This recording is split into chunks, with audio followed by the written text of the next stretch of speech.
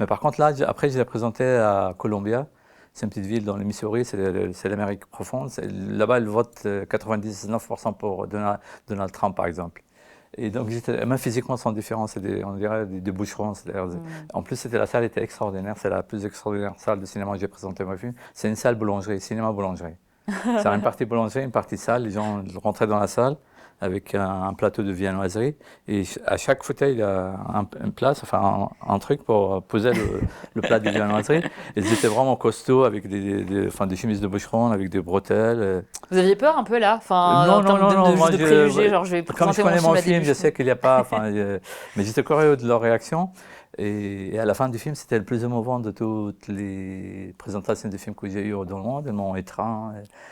Certains, imagine quelqu'un qui est vraiment sans costume, étreint comme ça. Ils m'ont dit qu'ils n'imaginaient pas les Irakiens comme ça. Je leur ai dit, mais comment vous les imaginiez? Ils m'ont dit, on ne les imaginait pas parce qu'on n'avait pas des images.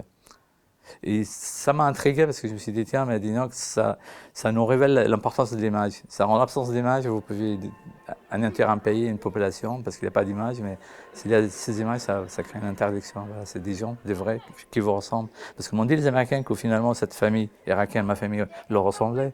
Enfin, ils se lèvent le matin, ils prennent le petit déjeuner, les enfants jouent à l'ordinateur, le regardent Shakira, etc. Et ils ne surveillent pas comme dans les films de Clint Eastwood pour aller se faire sauter. Que l'Irak soit un grand chapitre de l'histoire universelle, non, ça ne se dit même plus. On n'a pas eu un seul reportage sur Our, qui est quand même la ville d'où est parti Abraham, qui est notre point de départ absolu à tous. Non, Our a failli être détruit. Donc là, ils ont eu 6 mois. Ils ont eu 6 mois pour préparer. Ils n'ont rien fait.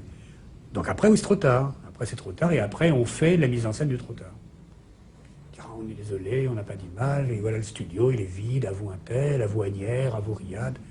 Et on filme le téléphone.